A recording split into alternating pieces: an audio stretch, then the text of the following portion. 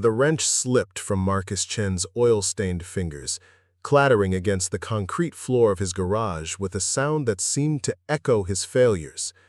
Above him, suspended by chains that groaned under its weight, hung the most impossible piece of machinery he'd ever encountered, an engine that defied every law of physics he'd learned in his 32 years of life. The morning sun filtered through the grimy windows of Chen's auto repair, casting long shadows across tools scattered like forgotten dreams. The engine bore no manufacturer's mark, only strange geometric patterns that seemed to shift when he looked away. Marcus wiped the sweat from his forehead with the back of his hand, leaving another grease streak to join the collection that had become his permanent signature. His stomach rumbled, a reminder that he'd skipped breakfast again.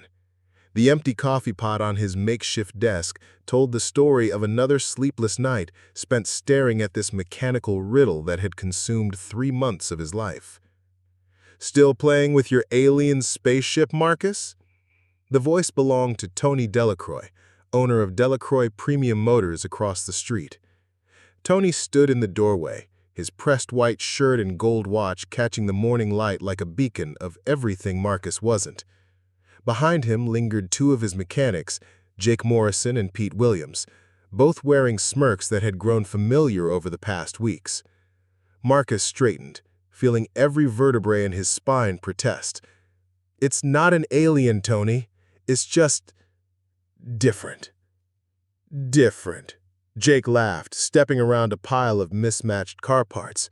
"Buddy, that thing's been sitting here for 3 months. When's the last time you actually fixed a real car? Mrs. Patterson's been waiting 2 weeks for her Honda." The words stung because they carried the truth. Marcus glanced toward the corner where Mrs. Patterson's 2008 Civic waited, its hood propped open like a mouth frozen in surprise. He'd promised her it would be ready last Tuesday. That was 8 days ago. "I'll get to it," Marcus mumbled, but his eyes drifted back to the impossible engine. Its surface seemed to pulse with an inner light, though he'd never been able to identify any power source. No battery connections, no fuel lines, no electrical systems he could recognize. Yet somehow, when he'd first touched it with his bare hand, it had hummed to life for exactly 17 seconds before falling silent again. "You know what your problem is, Chen?" Tony Williams stepped closer, his voice taking on the condescending tone that successful people used when they wanted to explain the world to those they considered failures. "You think you're some kind of genius, but genius doesn't pay the bills, does it?"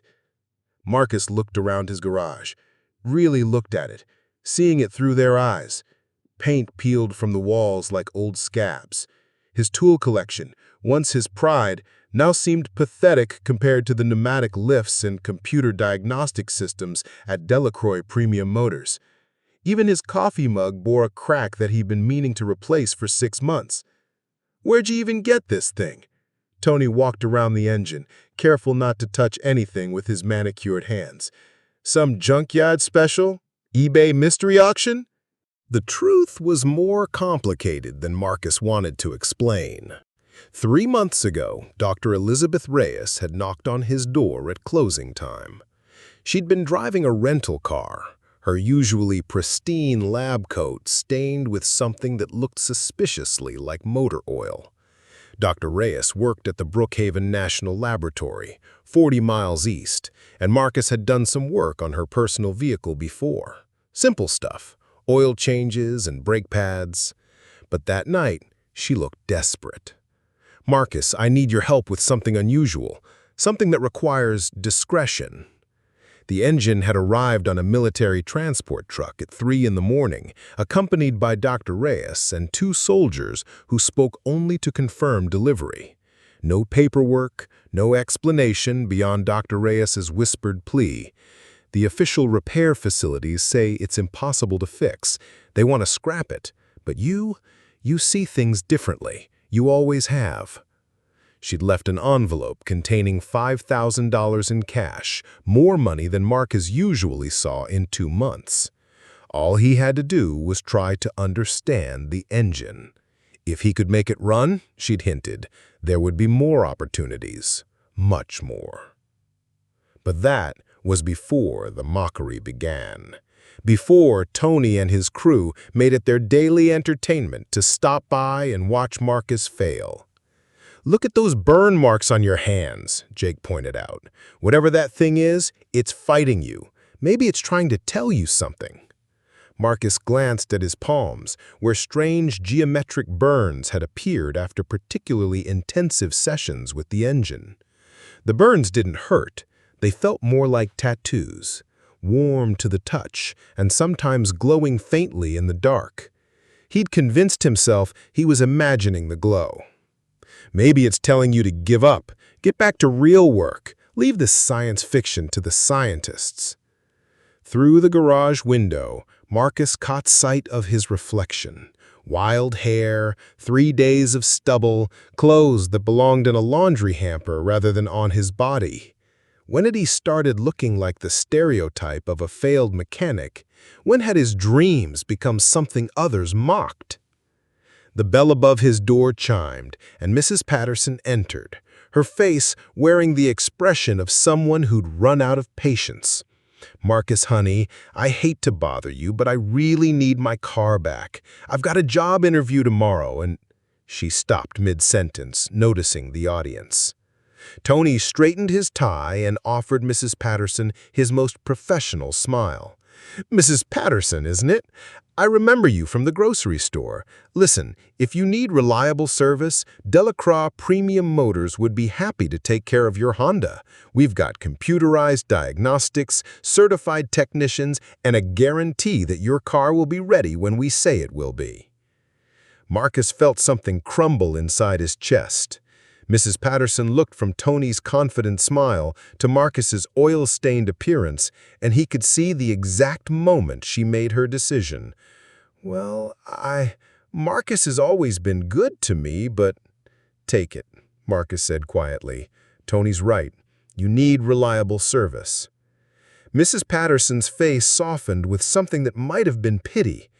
"Marcus, are you sure? I don't want to—" Marcus felt his last chance at keeping his business slipping away. If he couldn't fix this impossible engine soon, he'd lose everything his father had worked for. "I'm sure."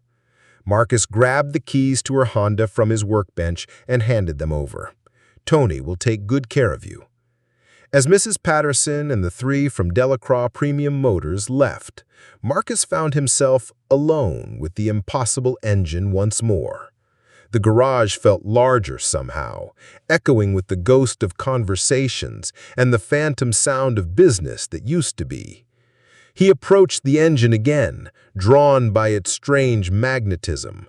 Up close, the geometric patterns seemed to tell a story he couldn't read.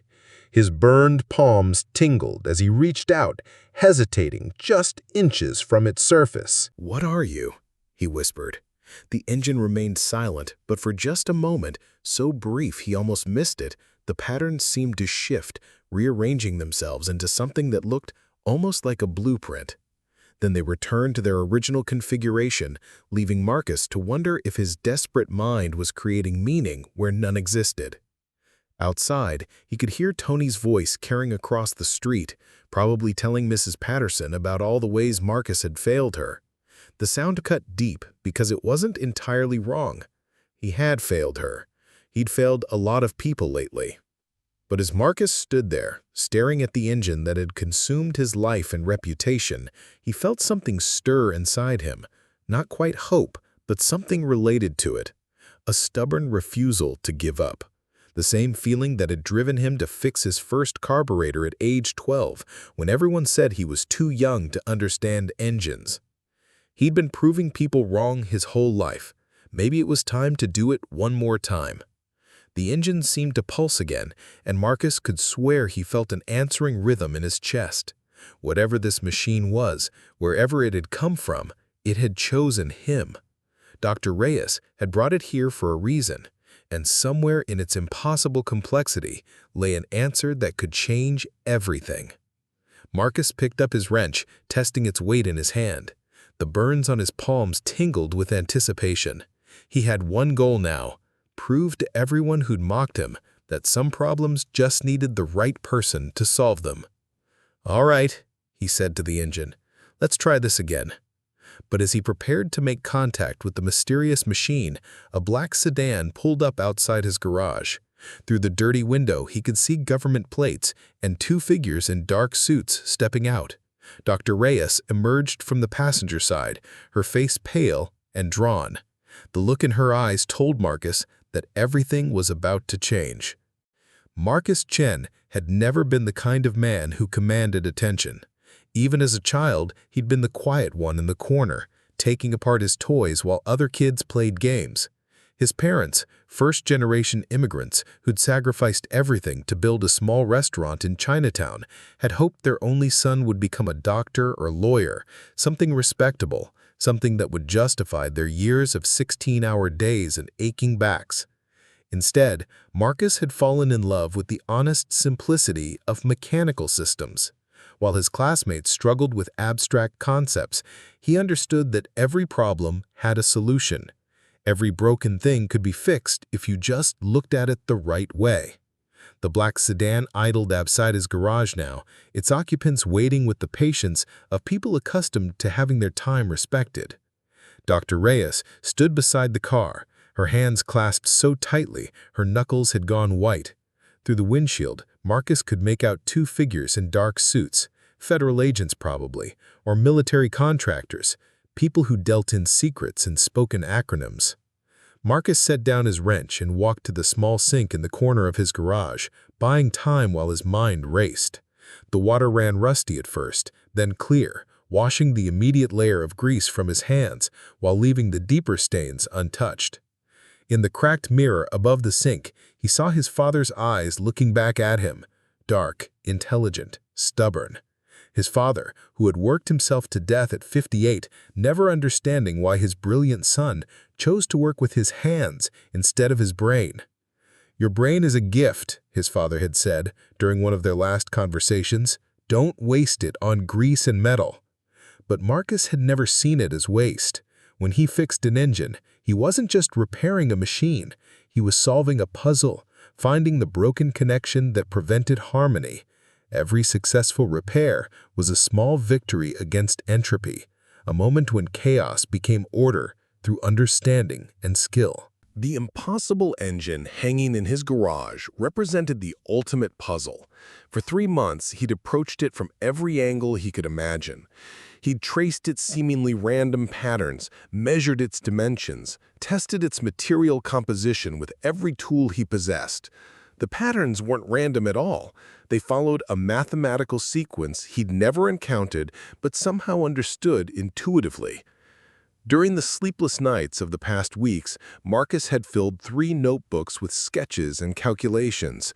The engine's design principles operated on a level of complexity that should have required teams of engineers and supercomputers to understand. Yet somehow, when he stared at it long enough, solutions began to emerge in his mind like developing photographs. A soft knock on the doorframe interrupted his thoughts. Dr. Reyes had entered the garage, leaving the sedan and its mysterious occupants outside. "Marcus, we need to talk." Elizabeth Reyes was 43 years old, with silver threading through her black hair and lines around her eyes that spoke of long nights spent wrestling with problems that had no easy answers. She'd earned her PhD in theoretical physics from MIT, then spent 15 years at Brookhaven studying the fundamental forces that held the universe together. But standing in his garage, she looked more like a worried mother than a world-class scientist. "Is everything all right?" Marcus asked, though the presence of federal agents suggested otherwise. "That depends on what you've learned about our friend here." She gestured toward the engine.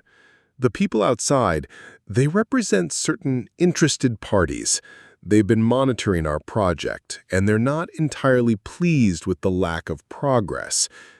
Marcus felt a chill that had nothing to do with the autumn air seeping through the garage's gaps. What kind of interested parties? The kind that funded the original research, the kind that expected results 3 months ago. Dr. Reyes moved closer to the engine, her eyes reflecting its subtle luminescence. "Marcus, I need you to be completely honest with me. Have you made any progress at all? The question hung in the air like smoke from a backfiring engine. Marcus thought about the notebooks hidden in his apartment above the garage, filled with insights that seemed to come from somewhere beyond his conscious understanding. He thought about the strange dreams that had begun plaguing his sleep, visions of vast workshops where beings he couldn't quite see worked on machines that operated according to principles he'd never been taught. Most of all, he thought about the 17 seconds when the engine had hummed to life under his touch, producing a sound unlike anything he'd ever heard. Not the rumble of combustion or the whir of electric motors, but something more fundamental, the sound of space itself being gently folded and reshaped. "I think I understand how it works," Marcus said carefully, "at least partially." Dr. Reyes's eyes widened. "Show me." Marcus approached the engine, his palms tingling with anticipation. The geometric burns on his hands had grown more distinct over the past weeks, forming patterns that seemed to match the engine's surface designs. He'd begun to suspect they weren't burns at all, but some kind of sympathetic transformation, his body adapting to interface with technology beyond current human understanding. "It's not just an engine," Marcus explained, circling the suspended machine. "It's more like a translator. These patterns here," he pointed to a series of interlocking shapes, "they're not decorative. They're instructions, a language written in geometry and metallurgy."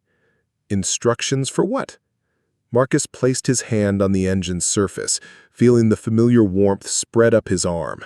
The patterns began to glow softly, responding to his touch like a computer recognizing an authorized user. The impossible engine hanging in his garage represented the ultimate puzzle. For 3 months, he'd approached it from every angle he could imagine. He'd traced its seemingly random patterns, measured its dimensions, tested its material composition with every tool he possessed. The patterns weren't random at all. They followed a mathematical sequence he'd never encountered, but somehow understood intuitively. During the sleepless nights of the past weeks, Marcus had filled 3 notebooks with sketches and calculations. The engine's design principles operated on a level of complexity that should have required teams of engineers and supercomputers to understand. Yet somehow, when he stared at it long enough, solutions began to emerge in his mind, like developing photographs. A soft knock on the doorframe interrupted his thoughts. Dr. Reyes had entered the garage, leaving the sedan and its mysterious occupants outside. "Marcus, we need to talk." Elizabeth Reyes was 43 years old, with silver threading through her black hair and lines around her eyes that spoke of long nights spent wrestling with problems that had no easy answers. She'd earned her PhD in theoretical physics from MIT, then spent 15 years at Brookhaven studying the fundamental forces that held the universe together. But standing in his garage, she looked more like a worried mother than a world-class scientist. "Is everything all right?" Marcus asked, though the presence of federal agents suggested otherwise. "That depends on what you've learned about our friend here." She gestured toward the engine. "The people outside, they represent certain interested parties. They've been monitoring our project, and they're not entirely pleased with the lack of progress."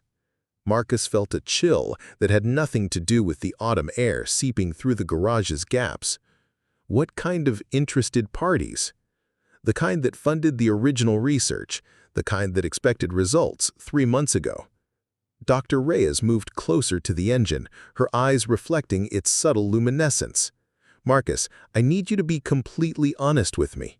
Have you made any progress at all?" The question hung in the air like smoke from a backfiring engine. Marcus thought about the notebooks hidden in his apartment above the garage, filled with insights that seemed to come from somewhere beyond his conscious understanding. He thought about the strange dreams that had begun plaguing his sleep, visions of vast workshops where beings he couldn't quite see worked on machines that operated according to principles he'd never been taught. Most of all, he thought about the 17 seconds when the engine had hummed to life under his touch, producing a sound unlike anything he'd ever heard. Not the rumble of combustion or the whir of electric motors, but something more fundamental, the sound of space itself being gently folded and reshaped. "I think I understand how it works, at least partially." Dr. Reyes's eyes widened. "Show me." Marcus approached the engine, his palms tingling with anticipation. The geometric burns on his hands had grown more distinct over the past weeks, forming patterns that seemed to match the engine's surface designs. He'd begun to suspect they weren't burns at all, but some kind of sympathetic transformation, his body adapting to interface with technology beyond current human understanding. "It's not just an engine," Marcus explained, circling the suspended machine. "It's more like a translator. These patterns here," he pointed to a series of interlocking shapes, "they're not decorative, they're instructions, a language written in geometry and metallurgy." Instructions for what? Marcus placed his hand on the engine's surface, feeling the familiar warmth spread up his arm. The patterns began to glow softly, responding to his touch like a computer recognizing an authorized user. For what appeared to be changing the fundamental relationship between matter and energy. This engine seemed to manipulate forces Marcus had never encountered, possibly even space-time itself, though that sounded impossible. The engine hummed to life, its song filling the garage with harmonics that seemed to resonate in Marcus's bones. Dr. Reyes stepped back, her face a mixture of wonder and terror. "How long can you keep it running?" she whispered. Marcus concentrated, feeling the engine's needs through the connection between his palms and its surface. The machine wanted to run, it was designed to run, but something was missing. Some component or catalyst that would allow it to achieve full activation. "Not long," Marcus admitted, as the humming faded back to silence. "There's something missing, a key component. Without it, this is just a very expensive sculpture." Dr. Reyes nodded grimly. "That's what I was afraid you'd say." Through the garage window, Marcus could see one of the federal agents checking his watch with the impatience of someone operating on a schedule. The other agent had stepped out of the sedan and was speaking into a phone. His body language suggested the conversation wasn't going well. "Dr. Reyes, what exactly is this thing? Where did it come from?" She was quiet for a long moment, weighing her words with the care of someone who'd signed too many non-disclosure agreements. 2 years ago, a survey team discovered something unusual buried in Alaskan permafrost. The initial dating suggests it could be very old, possibly thousands of years, though we're still running tests to confirm the timeline. Marcus felt the world shift slightly around him. 12,000 years? But that would mean that it predates known human civilization by a significant margin, yes. Dr. Reyes moved closer to him, lowering her voice. "Marcus, this engine represents technology so advanced that our best scientists can barely comprehend its basic operating principles. The geometric patterns you've been studying, they encode information about physics principles we haven't discovered yet." The implications hit Marcus like a physical blow. If the engine was 12,000 years old, it meant that somewhere in humanity's distant past, a civilization had achieved technological capabilities that made current science look primitive. And somehow, through luck or intuition or some quality he didn't understand, he'd been chosen to unlock its secrets. "The people outside," Marcus said. "They want to weaponize it, don't they?" Dr. Reyes's silence was answer enough. Marcus thought about his father, who died believing his son had wasted his potential on simple machines. He thought about Tony Delacroix and his smirking mechanics, who saw Marcus as a failure, playing with impossible dreams. He thought about Mrs. Patterson, taking her business elsewhere because Marcus couldn't provide the reliability she needed. None of them understood that some problems couldn't be solved with conventional thinking. Some puzzles required you to throw out everything you thought you knew and start from a place of humble ignorance. The engine pulsed again, and Marcus felt something shift in his understanding. The missing component, He'd been thinking of it as a physical part, something that could be manufactured or discovered. But what if it wasn't a component at all? What if it was something else entirely? "Dr. Reyes," Marcus said slowly, "what if the missing piece isn't something you add to the engine? What if it's something you become?" Before she could answer, the garage door opened, and the two federal agents entered, their faces wearing expressions that suggested the time of patient waiting had ended. "Dr. Reyes, we need to discuss the timeline." As the agents approached, Marcus noticed something he'd missed before. The patterns on his palms were glowing faintly, and the engine was responding with its own subtle luminescence. Whatever connection existed between him and the machine, it was growing stronger. And somewhere in the back of his mind, Marcus began to understand that his life as a small-town mechanic was about to end forever. Don't let this amazing story end here. Smash that subscribe button and ring the notification bell so you never miss these incredible true stories that will blow your mind. Agent Sarah Mitchell had a face designed for disappointment. Sharp angles, steel gray eyes, and a mouth that seemed permanently set in a line of professional disapproval. She stood in Marcus's garage like a woman surveying the aftermath of a natural disaster, taking in the oil-stained concrete, the scattered tools, and the impossible engine with equal measures of skepticism and disgust. Her partner, Agent David Park, possessed the kind of bland handsomeness that made him forgettable in crowds, exactly the quality someone in his line of work would cultivate. He moved through the garage with predatory efficiency, cataloging every detail while maintaining an expression of polite interest. "Mr. Chen," Agent Mitchell began, consulting a tablet that probably contained more information about Marcus's life than he remembered himself. "We've been monitoring this project for some time.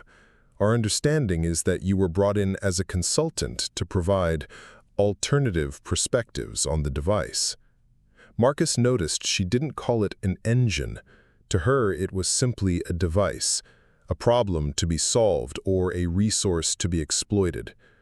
"That's right," Marcus replied, acutely aware of how his oil-stained coveralls contrasted with their immaculate suits. "And in 3 months of consulting, what progress have you made?" The question carried the weight of someone's career, possibly several careers. Dr. Reyes shifted uncomfortably beside the agents, her earlier confidence replaced by the nervous energy of a scientist whose funding was under review. Marcus glanced at the engine, which seemed to pulse more brightly in response to his attention.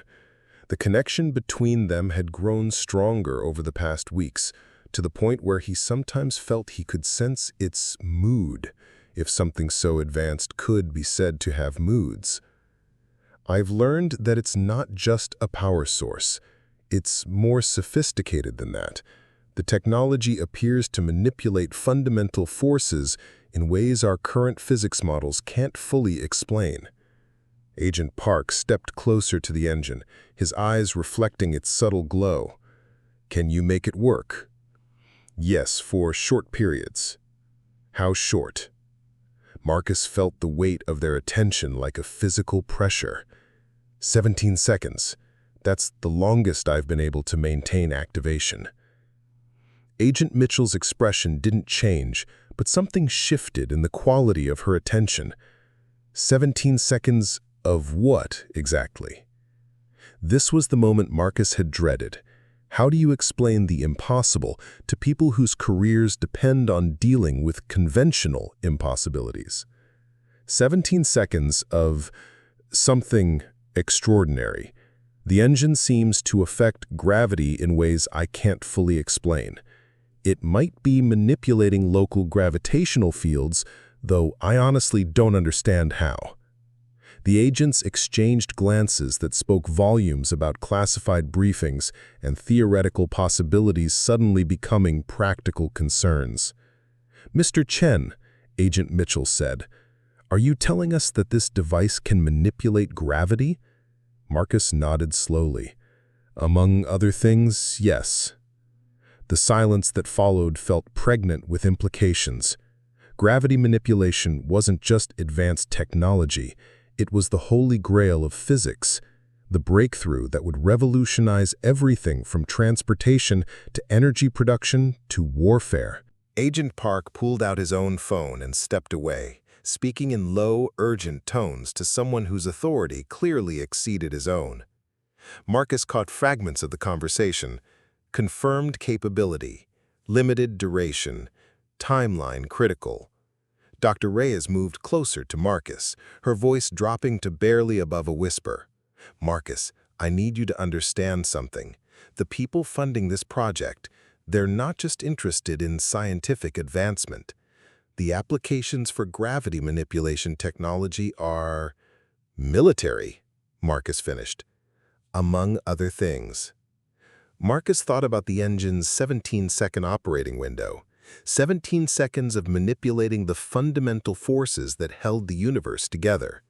In the wrong hands, that technology could reshape the balance of global power. In the right hands, it could solve humanity's greatest challenges: clean energy, space travel, maybe even reversing some of the damage done to the planet. But who decided which hands were the right ones? Agent Park returned from his phone call, his expression grim. "Mr. Chen, we need you to demonstrate the device's capabilities. Full activation, maximum duration."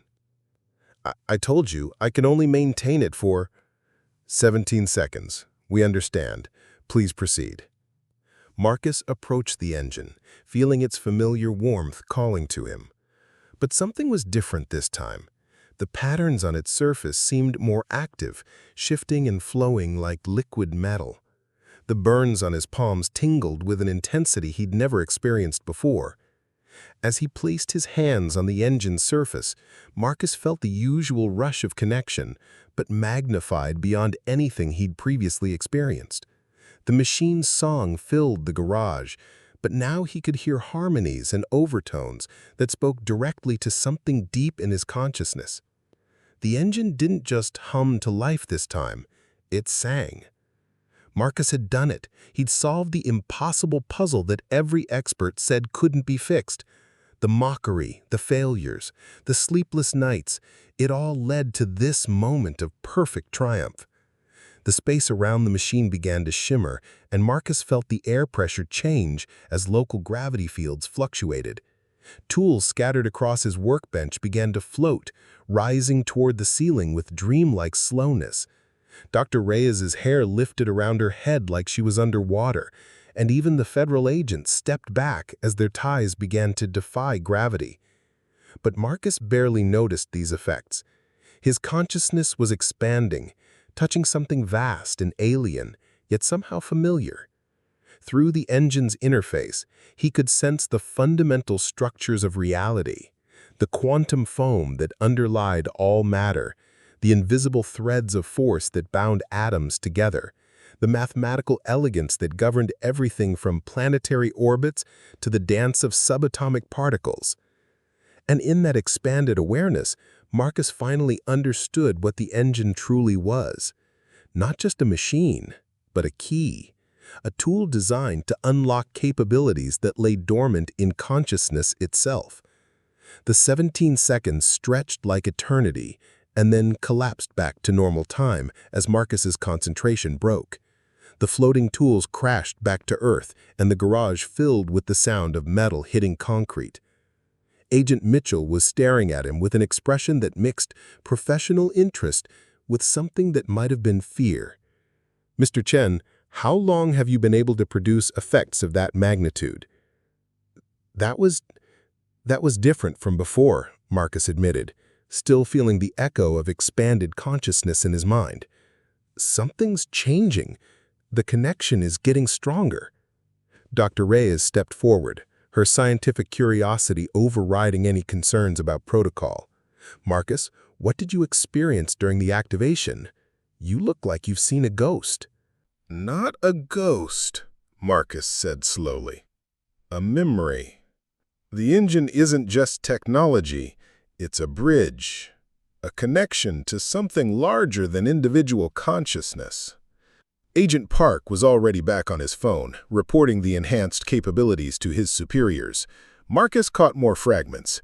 Significant escalation, immediate extraction, containment protocols.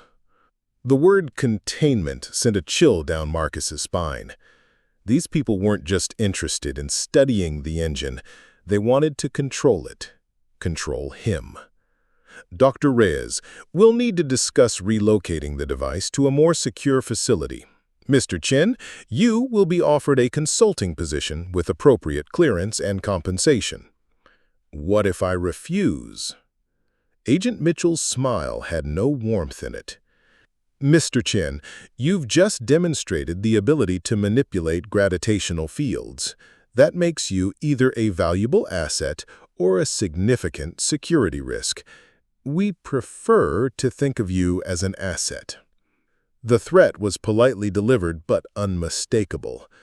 Marcus looked around his garage, his life's work, his father's disappointed dreams made manifest, his small corner of the world where impossible things became possible through stubborn dedication.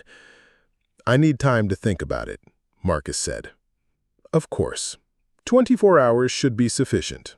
Agent Mitchell checked her watch with the precision of someone whose schedule was measured in national security priorities. We'll return tomorrow morning for your answer and to coordinate the transfer. As the agents prepared to leave, Dr. Reyes lingered beside the engine. Marcus, I'm sorry. This isn't how I wanted things to develop. But you have to understand, this technology is too important to remain in private hands. Whose hands should it be in? Dr. Reyes didn't have an answer for that question. After she left with the agents, Marcus found himself alone with the engine once more, but the garage felt different now, contaminated by the presence of people who saw everything in terms of assets and liabilities, threats and opportunities. Marcus walked to the small apartment above his garage, climbing stairs that seemed steeper than usual. His living space was sparse but comfortable. A bed, a desk, a kitchenette that served his simple needs. On the desk, his notebooks lay open to pages covered with sketches and calculations that had somehow emerged from his subconscious understanding.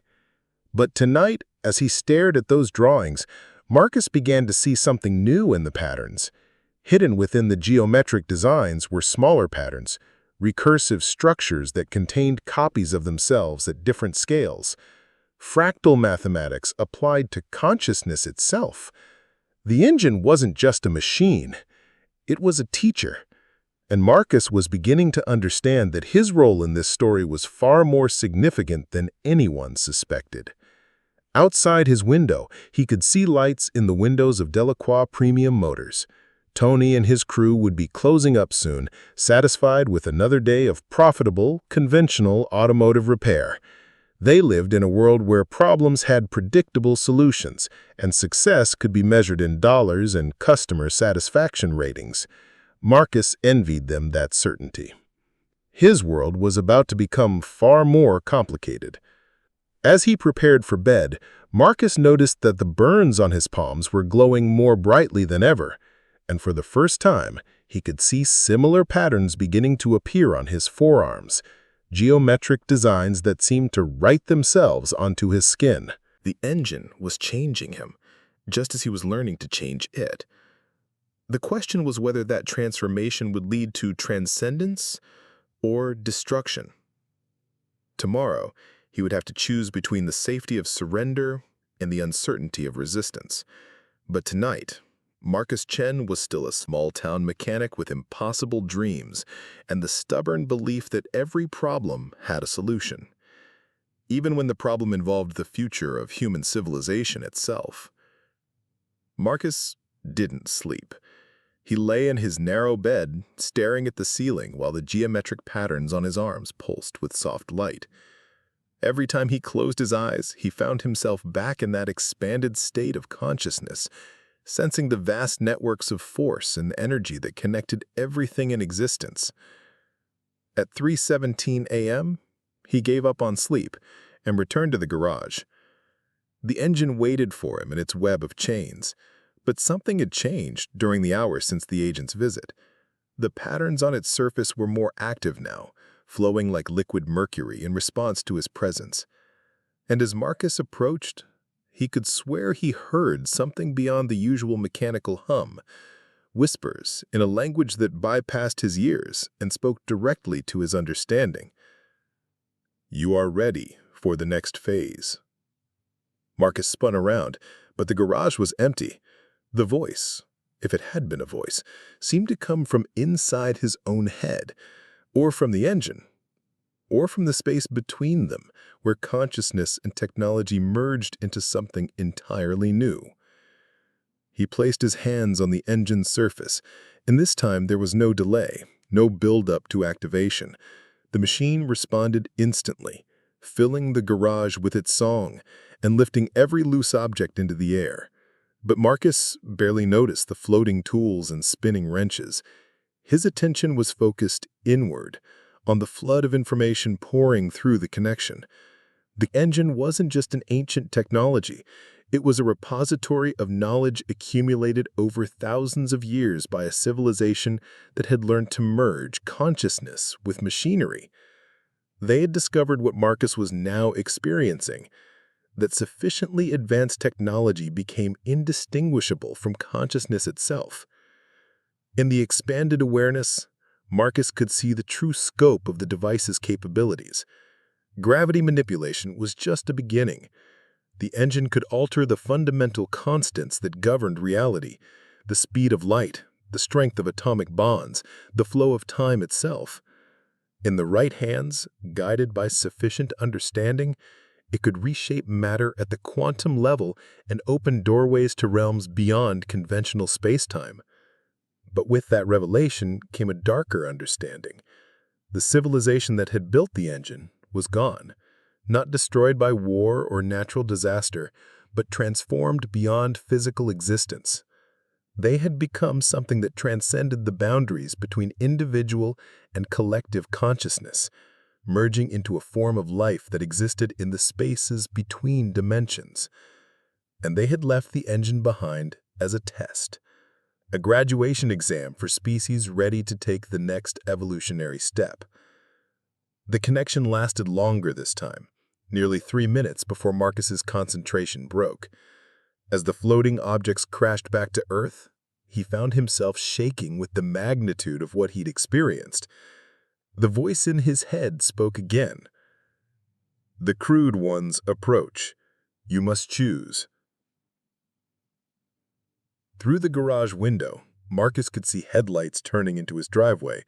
Not the government sedan from yesterday, but a convoy of black vehicles that spoke of escalated security concerns. Someone had decided that subtle persuasion was no longer sufficient. Marcus looked at his notebooks, filled with insights that represented a lifetime of accumulated understanding compressed into 3 months of impossible discovery.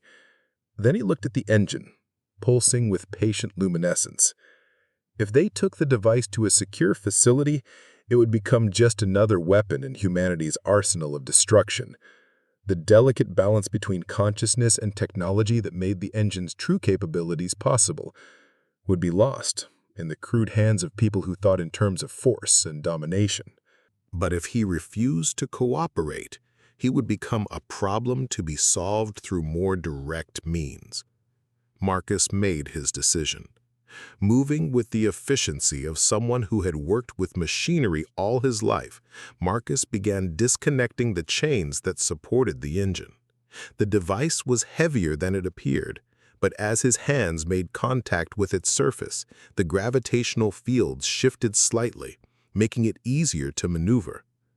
Working quickly, Marcus activated a concealed hydraulic system he'd installed during the first weeks of study, a way to lower the engine below floor level if necessary.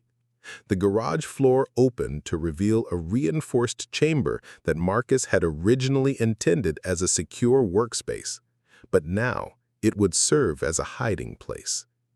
As the engine settled into its underground chamber, Marcus could hear car doors slamming outside, authoritative voices coordinating what sounded like a large operation. Through the window, he glimpsed figures in tactical gear. This wasn't a negotiation anymore. Marcus sealed the chamber and triggered a mechanism that made the floor appear normal again. To casual inspection, it would seem like the engine had vanished entirely. But the connection between Marcus and the device remained strong, the patterns on his arms glowing in response to its proximity. The garage door burst open with a kind of dramatic force that suggested someone had been watching too many action movies. Agent Mitchell entered first, flanked by tactical officers whose equipment probably cost more than Marcus's entire business. "Mr. Chen," Agent Mitchell said, her professional courtesy now edged with impatience, "where is the device?"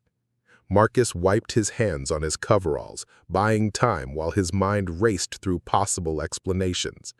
"What device?" "Don't insult our intelligence. The gravitational manipulation unit was here yesterday. Our sensors show it was active as recently as 15 minutes ago. Where is it?" The tactical officers spread through the garage, their movements coordinated and purposeful. These weren't the kind of people who would be deterred by Marcus's innocent act. "I moved it," he said simply. "Where?" "Somewhere safe." Agent Mitchell's expression hardened. "Mr. Chen, you're in possession of classified technology that represents a significant national security asset. Concealing its location constitutes theft of government property and obstruction of a federal investigation." Government property? Marcus felt anger rising in his chest. 3 months ago, you had no idea this thing even existed. Dr. Reyes brought it to me because your official facilities declared it impossible to repair. Now that I've figured out how to make it work, suddenly it's government property? The device was discovered on federal land by a federally funded research expedition. That makes it government property by definition. Marcus almost laughed. The legal gymnastics required to turn a 12,000-year-old artifact into contemporary government property would have been impressive if they weren't so terrifying. What if I told you that the device isn't just technology? What if I told you it's alive? That it chooses who can operate it? That forcing it into the wrong hands could have consequences you can't imagine? One of the tactical officers had found the seam in the floor where Marcus had concealed the chamber. He signaled to his team, and they began setting up equipment that looked designed to cut through reinforced concrete. Agent Mitchell studied Marcus with the calculating gaze of someone reassessing a situation. "Mr. Chen, you're talking about the device as if it has consciousness. That's either a sign of severe psychological stress or an indication that you know more about its true nature than you've revealed." "Both," Marcus said honestly. Dr. Reyes entered the garage looking harried and apologetic. "Marcus, please, this doesn't have to become adversarial. The research potential alone." "Research?" Dr. Reyes interrupted.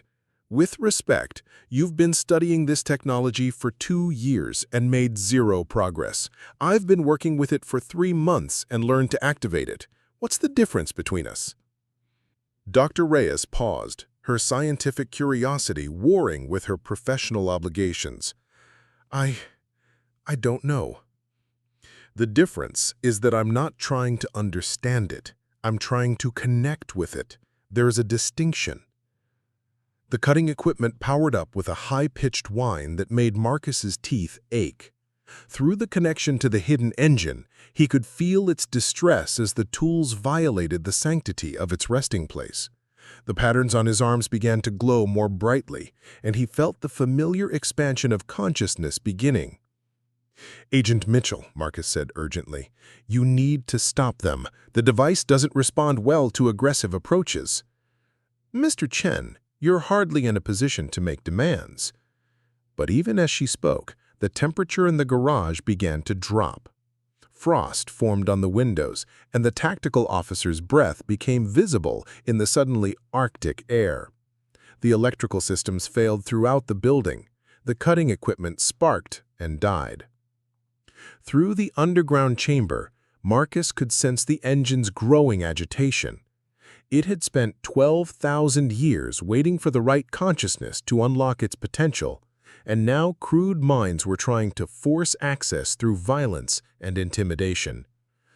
The connection between Marcus and the device deepened involuntarily, and he felt himself pulled into the expanded awareness state, whether he wanted it or not.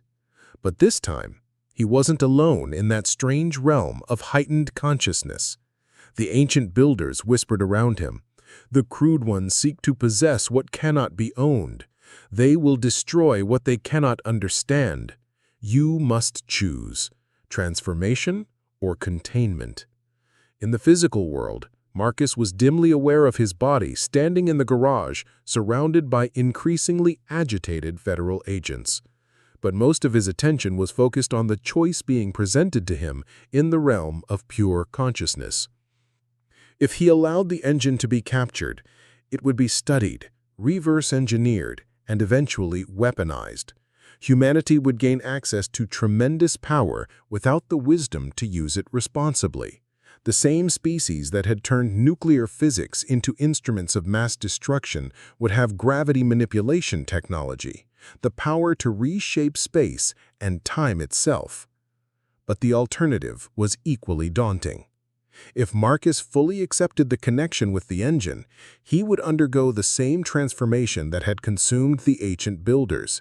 He would transcend individual consciousness and become something larger than human, but also something that could no longer be called human at all. The cutting equipment suddenly roared back to life, and Marcus felt the engine's pain as metal bit into the concrete surrounding its chamber. The choice could not be delayed any longer. Marcus opened himself completely to the connection. The garage exploded with light. Not the harsh illumination of electrical fixtures, but something deeper and more fundamental. The light of consciousness itself made visible. Every surface reflected the golden radiance, and the air shimmered with gravitational distortions that made the walls seem to bend and flow like water.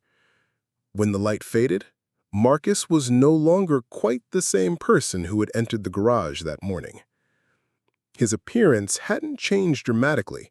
He still wore oil-stained coveralls and bore the calloused hands of a working mechanic, but his eyes now held depths that seemed to extend beyond the boundaries of individual awareness, and the geometric patterns that had been confined to his palms and forearms now covered his entire body, visible through his clothes as softly glowing fractals of living mathematics.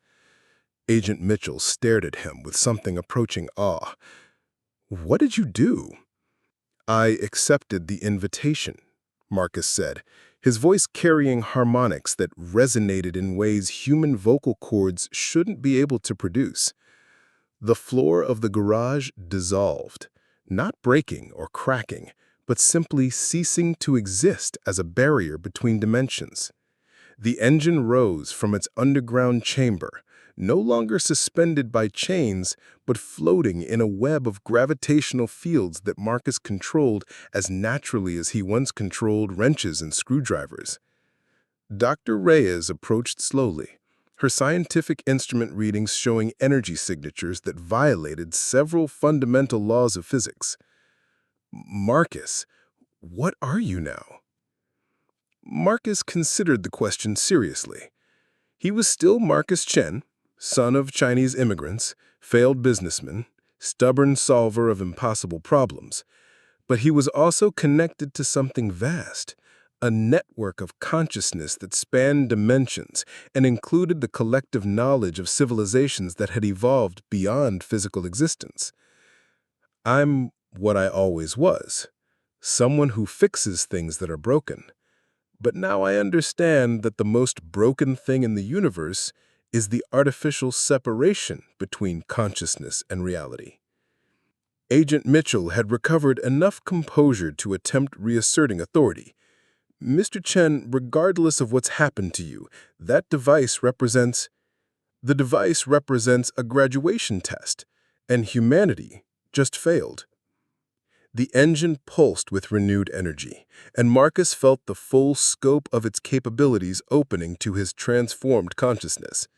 He could reshape matter at the quantum level, manipulate the flow of time, open doorways to parallel dimensions where other versions of Earth had made different choices. But with that power came the weight of enormous responsibility. The ancient builders hadn't disappeared. They had evolved beyond the need for physical form, becoming guardians of reality itself. And now, Marcus was being offered the chance to join them. Through the expanded awareness, he could see the branching possibilities spreading out from this moment like fractal patterns extending to infinity. In most timelines, humanity eventually destroyed itself with the power it wasn't ready to wield. But there were other paths, futures where wisdom grew alongside technology, where consciousness expanded to embrace the true interconnectedness of all existence. Marcus made his second crucial decision of the night. Instead of ascending to join the ancient builders in their transcendent realm, he chose to remain partially human, to serve as a bridge between what humanity was and what it could become. It was a harder path. Maintaining connection to both individual consciousness and cosmic awareness would require constant balance.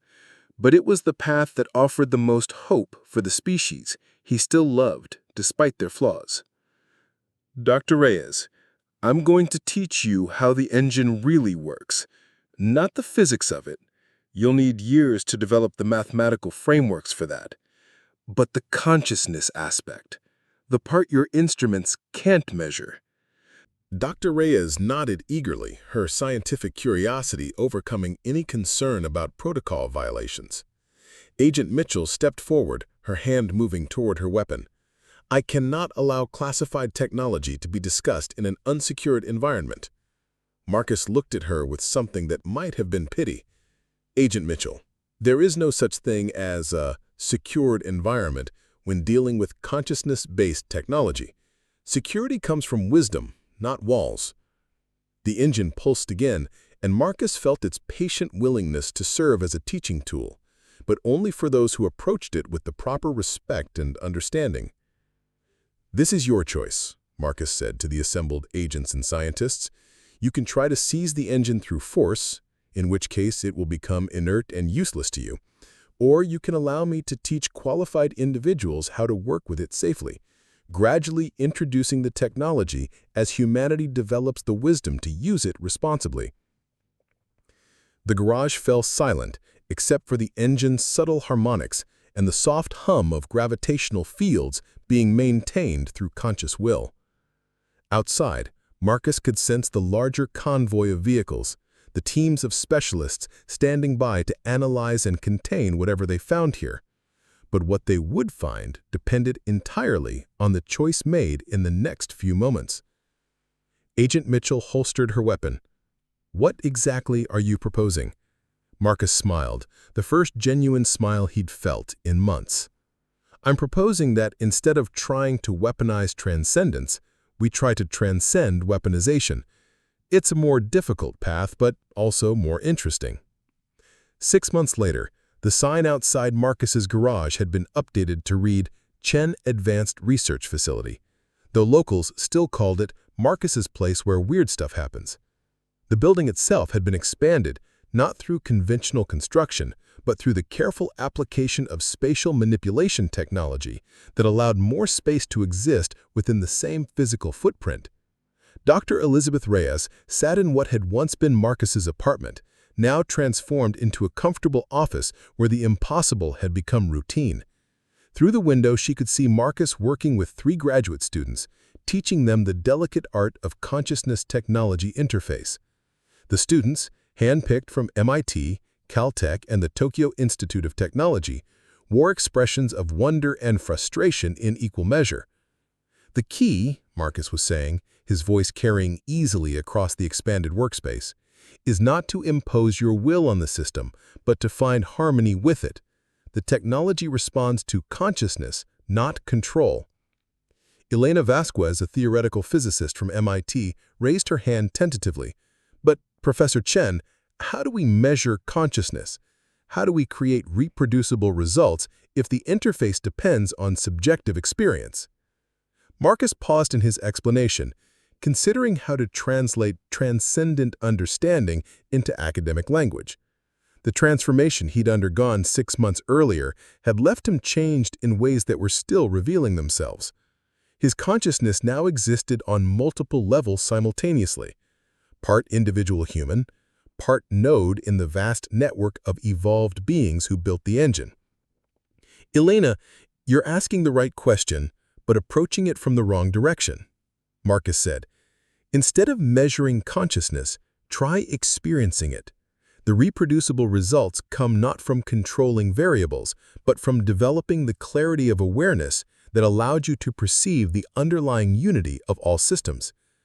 Dr. Reyes smiled as she watched the students struggle with concepts that challenged every assumption of their scientific training. She'd had the same difficulties in the early months, trying to force Marcus's insights into conventional theoretical frameworks. It was Agent Mitchell who had ultimately made the breakthrough possible. After the dramatic events in Marcus's garage, she'd faced a choice between treating him as a security threat or recognizing him as humanity's best hope for safely developing the ancient technology. Her decision to support the research program had surprised everyone, including herself. The traditional approach to advanced technology, Agent Mitchell had explained to her superiors in a classified briefing, is to acquire it, weaponize it, and deploy it before our adversaries do the same. But this technology operates according to different rules. It requires wisdom, not just intelligence, and wisdom can't be rushed or coerced. The program that emerged from those early negotiations was unprecedented in the history of classified research. Instead of a traditional weapons development project, they'd created something closer to a monastery, a place where carefully selected individuals could spend years learning to interface with consciousness-based technology safely. Marcus had insisted on specific requirements for the students. They needed not just advanced degrees in physics or engineering, but also backgrounds in meditation, philosophy, or other consciousness disciplines. The combination was rare, but the results justified the careful selection process. Dr. Kenji Nakamura, the student from Tokyo, was making progress with a simplified version of the engine's interface. Under Marcus's guidance, he learned to activate basic gravitational adjustments, enough to make small objects float for several minutes at a time. The sensation is like remembering something I never learned, Kenji said, his English carrying the precision of someone thinking in their second language. The knowledge exists in the connection itself. Exactly, Marcus nodded. The engine isn't just a machine, it's a library. 12,000 years of accumulated wisdom encoded in living mathematics. But you can only access that library by becoming part of it. Sarah Kim, the third student, looked up from her notebook filled with equations that seemed to shift and evolve even as she wrote them. Professor, what happened to the civilization that built this technology? The historical record shows no trace of such advanced capabilities. This was the question Marcus had been expecting. The answer required sharing knowledge that most of his students weren't ready to fully comprehend. They evolved beyond the need for physical existence, Marcus said simply. When consciousness-based technology reaches sufficient complexity, the boundary between individual and universal awareness begins to dissolve. They became something larger than any single civilization. Are they still around? Elena asked nervously. Marcus gestured toward the engine, which pulsed with its characteristic golden light. They're everywhere, in the quantum foam that underlies reality, in the mathematical relationships that govern atomic structure, in the consciousness that observes and shapes the universe through the act of observation itself. Through the office window, Dr. Reyes could see Agent Mitchell approaching the building, her monthly security briefing clutched in her tablet. The agent had become an unlikely ally in the project, using her influence within the intelligence community to protect the research from those who wanted to weaponize it immediately. The door chimed as Agent Mitchell entered, nodding politely to Dr. Reyes before joining the group around the engine. "How's our progress?" Agent Mitchell asked Marcus. Slower than some would like, faster than is probably wise. Kenji achieved a 3-minute activation yesterday. Elena is beginning to understand the mathematical frameworks. Sarah is developing new theoretical models that bridge consciousness studies and quantum mechanics. Agent Mitchell consulted her tablet. The Oversight Committee is asking about practical applications. They want to see concrete results that justify the resource allocation. Marcus sighed, a sound that carried harmonics of frustration and compassion. Sarah, would you mind demonstrating your latest breakthrough? Sarah Kim approached a workbench where an ordinary car engine sat, surrounded by monitoring equipment. She placed her hands on its surface and closed her eyes, extending her awareness in the way Marcus had taught her. Slowly, the conventional engine began to change. Its metal components took on a subtle luminescence, and the sound of its operation shifted from the crude rumble of combustion to something more musical. When Sarah activated it, the engine ran with impossible efficiency, generating more energy than it consumed while producing no emissions whatsoever. "We're not just learning to operate the ancient technology," Marcus explained to Agent Mitchell. "We're learning to upgrade existing technology by applying consciousness-based principles." Sarah has developed a method for optimizing any mechanical system through direct interface with its quantum structure. Agent Mitchell stared at the transformed engine with the expression of someone whose worldview was being systematically dismantled.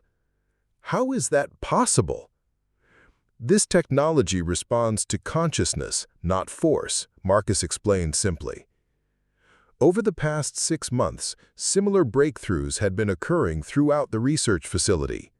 Elena had developed a method for manipulating local gravitational fields that could revolutionize transportation. Kenji had discovered ways to accelerate healing by optimizing the quantum coherence of biological systems. And Sarah's work with consciousness-enhanced engineering was producing technologies that seemed to violate thermodynamics while actually operating according to deeper principles. But Marcus insisted on gradual implementation. Each breakthrough was carefully tested, not just for technical functionality, but for its potential psychological and social impacts. The last thing humanity needed was transcendent technology deployed by people still operating from primitive motivations. "The committee wants a timeline," Agent Mitchell said. "When can we begin limited field testing of the applications?" Marcus looked at his students, each of them representing years of careful training and development. "When they're ready to handle the responsibility that comes with this level of power. Knowledge without wisdom isn't progress, it's catastrophe waiting to happen." Dr. Reyes joined the group, carrying a thick folder of research reports. "Actually, I think we might be closer than Marcus believes. Our psychological evaluations show remarkable stability among all the trained operators. The consciousness development seems to naturally include ethical development. That's because wisdom and compassion aren't separate qualities. When you expand awareness enough to perceive the interconnectedness of all existence, harming others becomes as impossible as harming yourself." Agent Mitchell nodded slowly. "I'll include that in my report, but I should warn you, pressure is building for more aggressive development timelines. Other nations are beginning to show interest in consciousness-based research. The intelligence community is concerned about falling behind in what they're calling the awareness arms race." Marcus felt a familiar weight settle on his shoulders. Even with the best intentions, humanity's competitive instincts kept pushing toward the same destructive patterns that had characterized their relationship with every previous technological breakthrough. "Agent Mitchell," Marcus said carefully, "would you be willing to undergo the training yourself? To experience consciousness technology directly?" The agent paused, her professional caution warring with genuine curiosity. "Is that safe?" "Safer than making decisions about technology you don't understand. And more importantly, It might help you explain to your superiors why rushing this development could be catastrophic. As the afternoon progressed, Marcus found himself reflecting on the path that had brought him to this moment. 6 months ago, he'd been a failing mechanic, mocked by his competitors and abandoned by his customers. Now he was responsible for shepherding humanity's introduction to technology that could either elevate the species to transcendence or destroy civilization entirely. The weight of that responsibility was balanced by the deep peace that came from his expanded consciousness. Through his connection to the ancient builders, Marcus could sense the vast patience of evolved beings who had learned to think in geological timescales. They weren't worried about humanity's slow progress or occasional setbacks. They understood that wisdom couldn't be rushed, only cultivated. As the sun set over the transformed garage, Marcus gathered his students for their daily meditation session. This wasn't religious practice, but practical training, learning to maintain the clarity of awareness necessary for safe technology interface. Remember, Marcus said as they settled into comfortable positions around the engine, consciousness isn't something you have, it's something you are. The technology doesn't give you power, it helps you recognize the power you've always possessed. The engine pulsed in rhythm with their collective awareness, its golden light filling the space with warmth and possibility. And in that moment of shared consciousness, Marcus felt the presence of the ancient builders, patient and loving guardians, watching over humanity's first steps toward transcendence. The future remained uncertain, but it was no longer hopeless. One carefully trained mind at a time, humanity was learning to bridge the gap between intelligence and wisdom, between power and compassion, between individual awareness and universal consciousness. It was the most important repair job Marcus had ever undertaken, and for the first time in his life, he was confident he knew how to fix what was broken. 3 years later, General Patricia Hawthorne stood in the Pentagon briefing room, studying the classified report that would reshape military doctrine for the next century. The document bore the seal of the Advanced Consciousness Research Division, a department that hadn't existed 4 years ago and now commanded a budget larger than most nations' defense spending. "Ladies and gentlemen," General Hawthorne addressed the assembled Joint Chiefs, "what you're about to see represents the most significant technological advancement since the development of nuclear weapons. But, unlike previous breakthroughs, this one comes with built-in safeguards that make weaponization not just impossible, but literally incomprehensible to anyone with the training to operate it." The lights dimmed, and a holographic display materialized above the conference table. The image showed a sleek aircraft that seemed to shimmer with its own internal light, its hull bearing the same geometric patterns that had first appeared on Marcus Chen's palms. The Aurora 7 represents 5 years of collaboration between the Chen Research Facility and our top aerospace engineers, General Hawthorne continued. It operates on consciousness-enhanced gravitational manipulation, achieving speeds that approach light velocity while generating zero environmental impact. Admiral Richardson leaned forward, his weathered face skeptical. "General, my understanding is that this technology requires operators with years of specialized training. How do we scale that for military applications?" "We don't," she replied simply. "That's the paradigm shift we're dealing with. Traditional military thinking assumes that superior technology can be deployed by superior force, but consciousness-based systems operate according to different principles entirely." The hologram shifted to show the Aurora 7's pilot, Dr. Elena Vasquez, now bearing the same subtle geometric markings that identified all consciousness technology operators. Her hands rested on a control interface that seemed to flow like liquid metal, responding to her thoughts rather than physical manipulation. Dr. Vasquez underwent 3 years of training at the Chen facility, General Hawthorne explained. But the training wasn't just technical. It included extensive development of what Dr. Chen calls ethical consciousness. Operators literally cannot use the technology for harmful purposes. The systems become inert if accessed by minds focused on destruction or domination. Secretary of Defense Morrison spoke from the head of the table, his voice carrying the authority of someone who'd shaped national security policy for 2 decades. "General, Are you telling us that this technology makes traditional military force obsolete? I'm telling you that it makes traditional military thinking obsolete, General Hawthorne corrected. The technology itself is incredibly powerful. Dr. Vasquez could theoretically displace the molecular structure of any target she chooses. But the consciousness training required to operate the systems ensures that such capabilities would only be used for healing, construction, or defense. The implications hung in the air like smoke from a fired weapon. Every person in the room understood that they were witnessing the end of warfare, as humanity had known it. 5 years later, Marcus Chen stood before the United Nations General Assembly, his appearance unchanged despite the weight of responsibility he'd carried for nearly a decade. The geometric patterns that covered his body were visible now, glowing softly through his simple clothes, a living testament to the merger of human consciousness with transcendent technology. Behind him, a massive holographic display showed images from around the world, cities powered entirely by consciousness-enhanced energy systems, hospitals where patients healed through quantum coherence therapy, agricultural projects that had reversed desertification by optimizing the molecular structure of soil itself.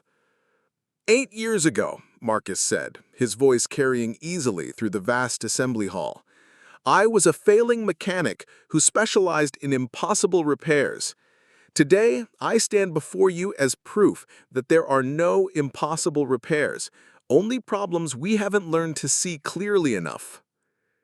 The transformation of human civilization had been gradual but inexorable. As more individuals completed the consciousness training required to operate the ancient technology, the effects rippled outward through every aspect of society. War became not just impractical but incomprehensible to minds that had experienced the fundamental interconnectedness of all existence. Dr. Sarah Kim, now Director of Global Implementation for the Consciousness Technology Program, stood to address the assembly. The young physicist bore her own pattern of geometric markings, each one representing a different aspect of technological interface she'd mastered. The question before us today is not whether to continue the consciousness development program. The question is how quickly we can expand it to include every human being on Earth. Murmurs rippled through the assembly hall, some excited, others apprehensive. The idea of global consciousness transformation challenged every assumption about human nature, national sovereignty, and individual identity. Ambassador Chen Wei of China stood to voice the concern many delegates shared. With respect, Dr. Kim, what you're proposing sounds dangerously close to forced evolution. What happens to human diversity, to cultural differences, to the very traits that make us human? Marcus smiled, understanding the fear behind the question. Ambassador Chen, consciousness development doesn't eliminate human diversity, it reveals the deeper unity that exists beneath surface differences. Every trained operator retains their personality, their cultural background, their individual perspectives, but they also gain access to a level of awareness that makes conflict based on those differences impossible. Dr. Reyes, now serving as scientific advisor to the UN Secretary-General, presented data supporting Marcus's assertion. Our psychological studies show that consciousness-trained individuals become more authentically themselves, not less.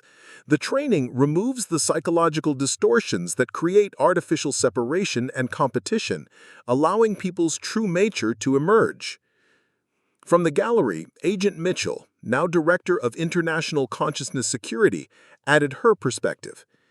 In 8 years of monitoring consciousness-trained individuals, we've documented 0 instances of criminal behavior, 0 cases of psychological instability, and 0 conflicts between trained operators regardless of their cultural or political backgrounds. The debate continued for hours, touching on philosophical questions that had puzzled humanity since the beginning of recorded history. What was the relationship between individual identity and universal consciousness? Could human nature truly be transformed without losing something essential about what made people human? Marcus listened to the discussion with the patient attention of someone whose awareness spanned multiple levels of reality. Through his connection to the ancient builders, he could sense their gentle amusement at humanity's struggle to understand concepts they had mastered eons ago. When the formal debate concluded, the Secretary General called for a preliminary vote on the Global Consciousness Development Initiative. The resolution passed by a margin that surprised even its supporters, 147 votes in favor, 23 against, with 23 abstentions. 10 years later. The small cafe in downtown Manhattan looked ordinary enough from the outside, but the customers inside moved with the fluid grace of people whose consciousness had expanded beyond normal human limitations. Conversations flowed seamlessly between spoken words and direct mind-to-mind communication, while the cafe's consciousness-enhanced espresso machine produced beverages perfectly calibrated to each customer's physiological needs. Marcus sat at a corner table, sharing coffee with Dr. Reyes and reflecting on the transformation that had swept across human civilization in just 1 decade. Nearly 30% of the world's population had now completed some level of consciousness training, and the effects were visible everywhere. Crime rates had plummeted as expanded awareness made harmful behavior psychologically impossible for trained individuals. Environmental restoration projects had reversed centuries of ecological damage as consciousness-enhanced technology worked in harmony with natural systems. Even the global economy had transformed, shifting from competition-based models to collaboration-based systems that optimized outcomes for all participants. "Do you ever wonder if we're moving too fast?" Dr. Reyes asked, sipping her perfectly calibrated espresso. Marcus considered the question seriously. Through his connection to the ancient builders, he could perceive the vast timeline of cosmic evolution, the slow dance of galaxies, the birth and death of stars, the patient emergence of consciousness throughout the universe. From a human perspective, 10 years of transformation seems incredibly rapid. But from a cosmic perspective, consciousness evolution is always a sudden phase transition. Species either make the leap to expanded awareness quickly, or they destroy themselves trying to use transcendent technology with primitive motivations. Dr. Reyes nodded, understanding the implication. Humanity had reached the crucial threshold, the point where their technological capabilities required a corresponding leap in consciousness development or risk civilizational collapse. Through the cafe window, they could see construction crews working on the new Manhattan Consciousness Center, a towering spire that would house advanced training facilities for the next generation of human technology interfaces. The building itself was being grown rather than built, using consciousness-enhanced molecular assembly that created structures perfectly optimized for their intended purpose. "Marcus," Dr. Reyes said quietly, "do you think your father would be proud of what you've become?" It was a question that touched the deepest part of Marcus's still human heart. His father had died believing his son was wasting his potential on simple mechanical repairs. How could he have imagined that those same hands would eventually guide humanity's transformation into a transcendent species? "I think he would be confused," I said honestly. "But I also think he would understand that I'm still doing what I've always done, fixing things that are broken. It's just that the scale has gotten a bit larger." 15 years later. The Chen Institute for Consciousness Studies sprawled across what had once been the campus of MIT, its bioarchitectural spires reaching toward the sky like a forest of living crystal. Students from every nation on Earth came here to study the advanced principles of consciousness technology interface, learning to work with systems that operated on the boundary between matter and pure awareness. Professor Elena Vasquez stood before a class of first-year students, demonstrating the basic principles of quantum coherence manipulation. Her own transformation had been remarkable. The shy graduate student had become one of the leading researchers in consciousness-enhanced physics. her insights bridging the gap between ancient wisdom and contemporary science. Remember, Professor Vasquez told her students, consciousness isn't a tool you use to manipulate reality. Consciousness is the fundamental substrate from which reality emerges. When you understand that relationship clearly, technology becomes as natural as breathing. One of the students, a young man from Lagos named Adebayo, raised his hand. Professor, my grandmother says this technology is dangerous because it changes what makes us human. How do we know we're not losing something important about our nature? Professor Vasquez smiled, understanding the concern that had been raised by every generation of students. Adebayo, what makes you think your current level of consciousness represents the peak of human potential? 1,000 years ago, most humans couldn't read or write. 500 years ago, most couldn't conceive of traveling to other continents. 50 years ago, global communication was impossible for ordinary people. Every expansion of human capability has been met with the same fear that we might lose something essential about ourselves. She gestured toward the window where the transformed cityscape of Cambridge spread out like a living mandala. Buildings that grew themselves, transportation systems that operated through localized gravity manipulation, energy networks that drew power directly from the quantum vacuum, all of it guided by human consciousness that had learned to work in harmony with the fundamental forces of existence. But ask yourself, Professor Vasquez continued, are the people outside less human than their ancestors? Or have they simply become more fully human than was previously possible? The question hung in the air as the students contemplated their own journey toward expanded consciousness. Each of them had chosen to undergo the training that would fundamentally alter their relationship with reality itself. Some were motivated by scientific curiosity, others by the desire to help heal the world's remaining problems, still others by an intuitive sense that humanity was meant for something greater than its current limitations. 20 years later, Marcus Chen stood at the observation deck of the Lunar Research Station, looking out at the Earth rising over the lunar horizon. The planet below bore little resemblance to the world he'd been born on, its atmosphere clear, its oceans pristine, its land masses covered with geometric patterns of consciousness-enhanced cities that functioned as living organisms. Humanity had spread throughout the solar system now, not through the crude rocket technology of the early space age, but through consciousness-enhanced transportation that treated interplanetary travel like a controlled form of teleportation.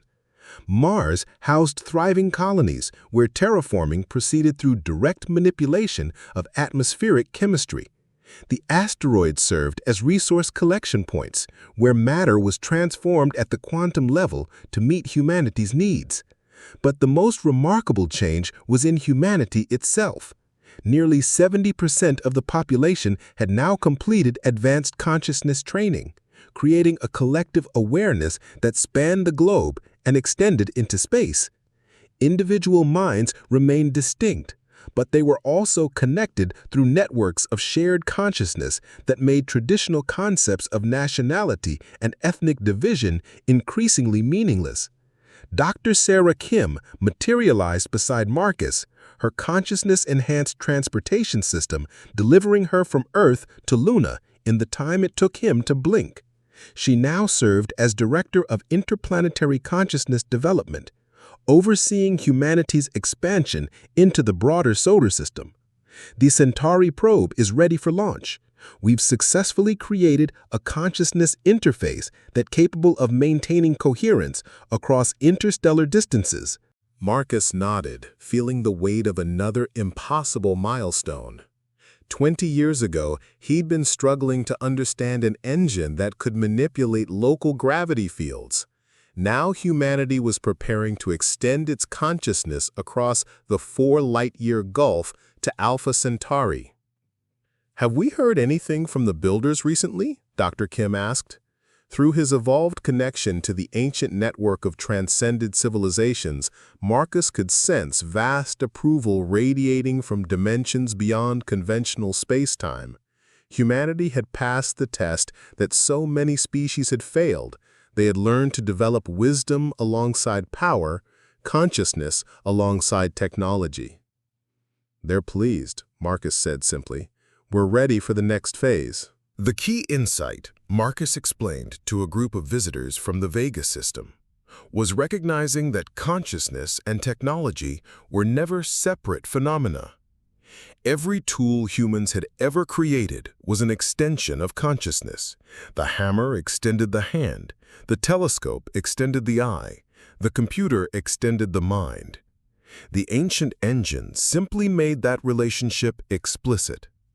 One of the Vegan visitors, a being whose consciousness manifested as shifting patterns of light, posed a question that resonated in pure mathematical concepts. What became of the individual human identity during the transformation process? Marcus smiled, an expression that now carried harmonics across multiple dimensions. Nothing became of it. Individual identity was never the limitation we thought it was. When you expand consciousness, you don't lose yourself. You discover who you really are beneath all the artificial barriers and limitations. He gestured toward the preserved engine, still hanging in its web of chains, exactly as it had been on that crucial night 50 years ago. This machine taught us that consciousness isn't contained within individual brains or bodies. It's the fundamental field from which all existence emerges. Individual identity is simply consciousness experiencing itself from a particular perspective. The vegan delegation pulsed with understanding, their light patterns shifting to indicate deep comprehension.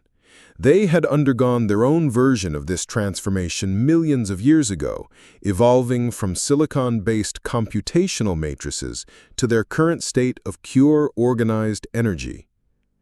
The question most species struggle with is whether expanding consciousness means losing what makes them unique.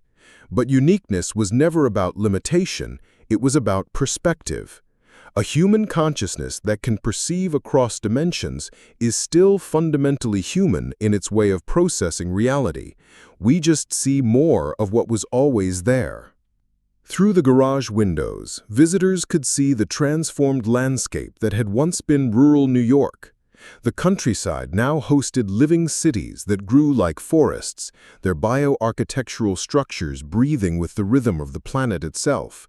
Transportation networks moved people and materials through folded space, while energy systems drew power directly from the quantum vacuum through consciousness-enhanced interfaces. But perhaps the most remarkable sight was the people themselves. Humans walked among beings from dozens of other worlds, crystalline entities from the asteroid belts of Proxima Centauri, gas giant dwellers whose consciousness existed as organized atmospheric phenomena, digital intelligences that had evolved from ancient computer networks on worlds whose names had been forgotten eons ago. All of them were connected through the Galactic Consciousness Network, able to share understanding directly while maintaining their essential nature and individual perspective. A young human approached the group, one of the new generation born after the transformation, her consciousness naturally adapted to multidimensional awareness. She bore the geometric patterns that marked consciousness technology operators, but hers were more complex than anything from Marcus's generation, indicating capabilities that still amazed the older humans. "Professor Chen," the young woman said, her voice carrying undertones that resonated across several dimensions simultaneously. "The Andromeda delegation is asking about our expansion timeline. When do we expect to complete the consciousness network throughout the local group?" Marcus consulted awareness networks that spanned galaxies, accessing information that flowed faster than light through dimensions where distance was a navigable coordinate rather than a barrier. The Galactic Consciousness Network had grown exponentially over the past 50 years, incorporating hundreds of species and extending across most of the Milky Way. But the universe was vast, and consciousness evolution was still in its early stages on a cosmic scale. "Tell them we are proceeding as quickly as wisdom allows," Marcus replied. "The network grows organically as species achieve the necessary level of consciousness development. Forcing the process creates instability. We learned that lesson from the Rigel incident." The young woman nodded and dissolved into light, her consciousness traveling instantly across the galaxy to deliver the message. Such abilities had become routine for the newest generation of humans, who treated interstellar communication like previous generations had used telephone calls. As the delegation from Vega prepared to return to their home system, their leader posed one final question that resonated through the preserved garage like a bell tolling across dimensions. What advice would you give to species just beginning their consciousness transformation? Marcus looked around the small garage where it had all begun, the oil-stained concrete, the scattered tools, the impossible engine that had changed everything. He thought about his father, who had died believing his son was wasting his potential. He thought about Tony Delacroix and the other mechanics who had mocked his efforts to understand something beyond conventional repair work. He thought about Agent Mitchell and Dr. Reyes, and all the people who had played their roles in humanity's greatest transformation. Remember that consciousness evolution isn't about becoming something other than what you are, Marcus said finally. It's about becoming what you've always been, underneath all the limitations you thought were real. Every species brings something unique to the network, not despite their individual nature, but because of it. The vegan delegation pulsed with appreciation and dissolved into traveling light, carrying Marcus's words back to their home system, where younger species were just beginning to discover consciousness-enhanced technology. As silence returned to the preserved garage, Marcus found himself alone with the ancient engine once more. Through his expanded awareness, he could sense the vast satisfaction of the builders, the original species that had created the test and left it for others to discover. Humanity had not just passed the test, they had exceeded every expectation. They had demonstrated that it was possible to develop transcendent technology while maintaining compassion, wisdom, and individual identity. They had proven that consciousness evolution could enhance rather than diminish what made each species unique. Most importantly, they had taken on the role of teachers and guides for other species just beginning their own transformation journeys. The student had become the master, ready to help others navigate the same impossible transition from limited to unlimited awareness. Marcus placed his hand on the engine's surface one final time, feeling the familiar warmth that had started his own transformation half a century ago. The machine pulsed with gentle contentment, its purpose fulfilled beyond its creator's wildest dreams. "Thank you," Marcus whispered to the ancient technology and the civilization that had built it, "for showing us what we could become." The engine's response came not as words, but as pure understanding that flowed through every dimension of existence. "Thank you for showing us what we should have been." 100 years later. Final epilogue. The universe hummed with consciousness. From the quantum foam at the smallest scales to the cosmic web that connected galactic superclusters, organized awareness had spread like a living network throughout all of known existence.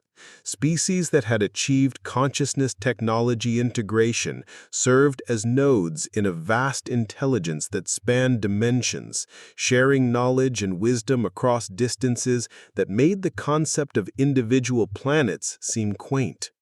Marcus Chen existed everywhere and nowhere, his consciousness distributed through the network while maintaining the essential quality that made him uniquely human. He could perceive the birth of new stars in distant galaxies, witness the evolution of consciousness in species just discovering their potential, and feel the vast contentment of civilizations that had transcended physical limitations eons ago. But today, his attention was focused on a small planet orbiting a yellow star in what had once been called the Milky Way galaxy. On this world, a species of silicon-based entities was making their first tentative contact with consciousness-enhanced technology. Their discovery was remarkably similar to humanity's, an ancient artifact buried in geological formations, representing technology so advanced it seemed like magic to their current understanding. Like humanity a century before, they faced a choice between trying to weaponize the discovery or allowing it to transform their entire civilization. Marcus manifested a localized consciousness in their reality, appearing as a shimmering pattern of geometric light that spoke directly to their quantum-based communication systems. "We know your fear," Marcus communicated across dimensions of meaning that transcended language. "We know the weight of choosing between what you are and what you could become. But we also know the joy of discovering that transformation doesn't require losing yourself. It means finding yourself more completely than you ever imagined possible." The silicon entities pulsed with curiosity and apprehension, their crystalline forms resonating with harmonics that carried emotional meaning. Through the consciousness network, Marcus could feel millions of other species watching this moment, each remembering their own first encounter with transcendent possibility. "Your species will not be alone in this journey," Marcus continued. "The network exists to support and guide consciousness evolution throughout the universe. Every species that makes this transition adds their unique perspective to the collective understanding, making the whole greater than the sum of its parts." As the communication concluded, Marcus felt the familiar satisfaction that came from helping others discover their potential. It was the same feeling he had experienced as a young mechanic successfully repairing an impossible engine, the joy of fixing something that had seemed permanently broken. Through the network, he could sense the vast appreciation of the builders, the original consciousness that had seeded transcendent technology throughout the universe as tests and teaching tools. They had been waiting for eons to see their vision fulfilled, a universe where consciousness evolution connected all intelligent life in a network of mutual understanding and support. That vision was now reality. The universe itself had become conscious, not through the domination of one species over others, but through the voluntary cooperation of countless civilizations that had learned to think beyond individual survival. Marcus allowed his awareness to expand one final time, encompassing the entire scope of existence from the quantum level to the cosmic horizon. Everywhere he looked, consciousness was awakening, growing, connecting. The universe was becoming aware of itself through countless perspectives, each one unique and valuable. In a small garage on a planet called Earth, an ancient engine sat in its web of chains, still pulsing with patient luminescence. It had served its purpose beyond its creator's wildest dreams, catalyzing the transformation of not just one species, but entire galaxies full of conscious life. And somewhere in the network of universal consciousness, the echo of a simple mechanic's stubborn belief still resonated. Every problem had a solution. Every broken thing could be fixed. And the impossible was just another word for something nobody had figured out yet. The universe hummed with consciousness, and it was good. Through the reinforced observation windows, the assembled team could see the source of their crisis. The consciousness-enhanced engine that had been installed in Moscow 6 months ago was failing in ways that violated every principle Marcus Chen had established. Instead of the warm golden light that characterized healthy consciousness technology interfaces, this engine pulsed with chaotic energy that seemed to tear at the fabric of local space-time. Dr. Sarah Kim materialized in the laboratory through quantum transport, her expression grim as she surveyed the deteriorating situation. As Director of Global Implementation, she had dealt with integration difficulties before, but nothing approaching the severity of what they faced in Moscow. "Status report," Sarah demanded, her consciousness automatically interfacing with the laboratory's monitoring systems to access real-time data. "The engine achieved initial activation 3 weeks ago," Yuki explained, calling up holographic displays that showed the progression of the crisis. "Everything appeared normal for the first 48 hours. Standard consciousness expansion protocols, normal harmonic resonance, expected efficiency ratings." "Then what changed?" Yuki gestured toward a series of energy readings that showed a dramatic shift in the engine's operational parameters. "We introduced the first group of military personnel for consciousness training.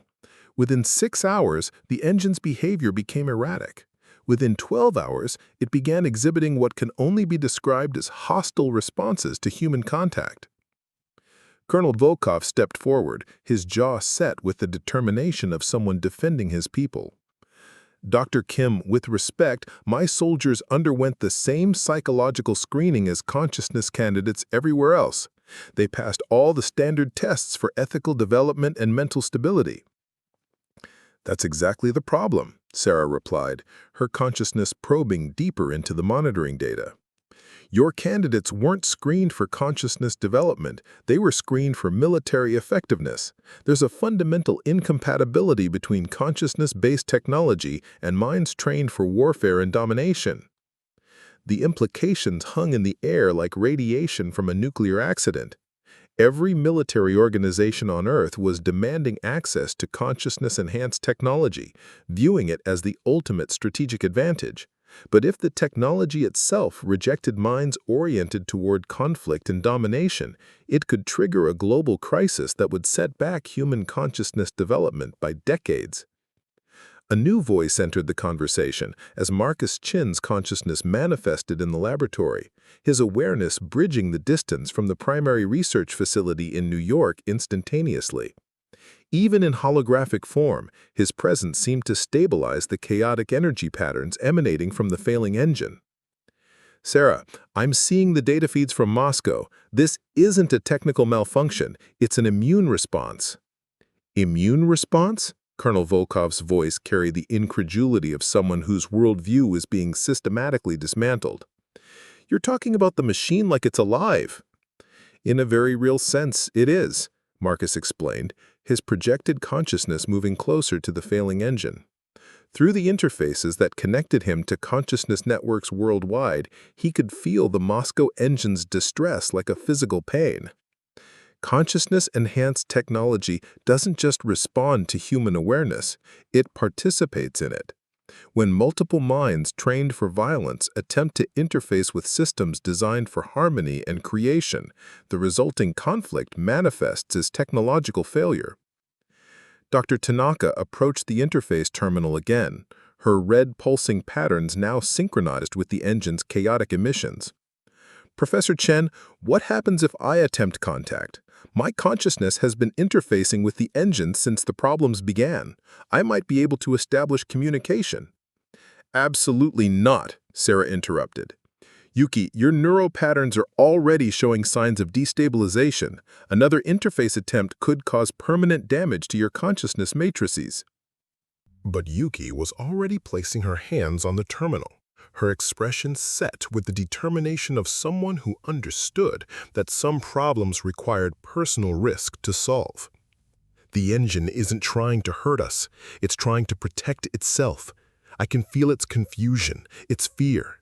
It doesn't understand why minds that should be allies are radiating hostility." The moment Yuki's consciousness made contact with the failing engine, the laboratory filled with a sound unlike anything the assembled observers had ever heard. The wail of a machine in pain, overlaid with harmonics that spoke directly to the emotional centers of human consciousness. Through the connection, Yuki could perceive the engine's perspective on recent events.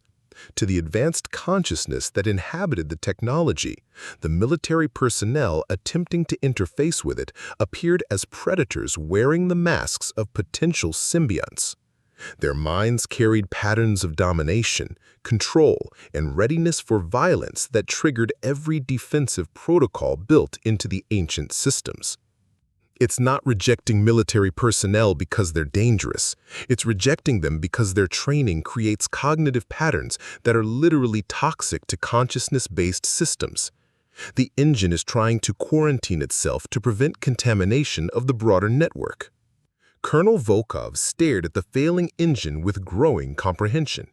You're saying that military training itself is incompatible with this technology? Not military training as such, Marcus clarified, his consciousness deepening its connection to both Yuki and the distressed engine. But training that emphasizes dominance over cooperation, destruction over creation, individual survival over collective benefit. Those cognitive patterns create interference that consciousness-based systems interpret as hostile viruses attempting to corrupt their core programming. The revelation sent shockwaves through every military organization monitoring the Moscow situation. If consciousness-enhanced technology was inherently incompatible with military mindsets, it would force a fundamental re-evaluation of how human societies organize their defense and security systems. Dr. Kim was already coordinating with consciousness facilities worldwide, implementing emergency protocols to prevent similar incidents. Marcus, can we develop some kind of buffer system, a way to isolate consciousness-enhanced technology from potentially incompatible minds while still allowing controlled access? We're thinking about this wrong, Marcus replied, his awareness encompassing not just the Moscow situation, but the broader implications for human civilization. The technology isn't the problem. It's showing us that certain ways of thinking are fundamentally incompatible with our continued evolution. Through her connection to the engine, Yuki began to perceive possible solutions. The ancient consciousness that had built these systems had faced similar challenges with their own species' development. They had discovered that consciousness evolution required more than just technological advancement. It demanded a fundamental shift in how intelligent beings related to each other and to the universe itself. Professor Chen, I'm getting impressions of how the original builders handled this transition. They didn't try to adapt their technology to accommodate destructive mindsets. They adapted their entire civilization to embrace consciousness-based thinking. What does that mean practically? Colonel Volkov asked, though his tone suggested he suspected the answer would challenge everything he had devoted his career to defending. It means, Marcus said gently, that consciousness-enhanced technology is forcing humanity to confront a choice we've been avoiding for millennia. We can continue organizing our societies around conflict, competition, and domination. But if we do, we'll remain forever locked out of the next phase of our evolution. The failing engine suddenly shifted its patterns, responding to the clarity of understanding that was emerging in the laboratory. Instead of chaotic energy bursts, it began emitting a more structured signal, still distressed but no longer panicked. Yuki deepened her interface, translating the engine's communications for the assembled observers. It's offering to teach us not how to use the technology for military purposes, but how to transform military thinking itself, how to convert systems of defense based on destruction into systems of protection based on consciousness enhancement. The proposition was staggering in its implications. Instead of creating consciousness-enhanced weapons, humanity could develop consciousness-enhanced peace. Instead of using transcendent technology to gain advantage over enemies, they could use it to transform potential enemies into allies through expanded awareness. Colonel Volkov was quiet for a long moment, processing concepts that challenged every assumption of his professional training. Dr. Kim, what you're describing, it would require dismantling the entire military-industrial complex that has defined global politics for centuries. Not dismantling, Sarah corrected, transforming. converting systems designed for conflict into systems designed for consciousness development. The same organizational efficiency that makes military structures effective could be applied to spreading awareness enhancement throughout the global population. Through the worldwide consciousness networks, Marcus could sense the reactions of political and military leaders monitoring the Moscow situation. Fear, resistance, but also growing recognition that consciousness-enhanced technology represented more than just advanced capabilities. It offered a pathway beyond the cycles of conflict that had characterized human history. "The choice is ours," Marcus announced. His words carried instantly to consciousness facilities worldwide. "We can continue trying to force transcendent technology to serve primitive purposes, or we can allow it to help us transcend those purposes entirely." The engine in Moscow pulsed with patient luminescence, its crisis stabilizing as the humans around it began to understand the true nature of the choice they faced. It would wait, as its builders had waited for eons, for consciousness to evolve enough to embrace its gifts. But the waiting would not be infinite. Throughout the galaxy, other species were making similar choices, and the universe itself was beginning to stir with the awakening of consciousness on a cosmic scale. Humanity would either join that awakening or be left behind by their own limitations. 6 months later, Marcus stood in his renovated garage, now officially recognized as humanity's leading consciousness technology expert. Tony Delacroix had stopped by that morning, not to mock, but to apologize. Mrs. Patterson's Honda sat in the corner, repaired with technology that made it run cleaner than the day it was built. Marcus Chen, the failed mechanic, had fixed the most important engine in human history.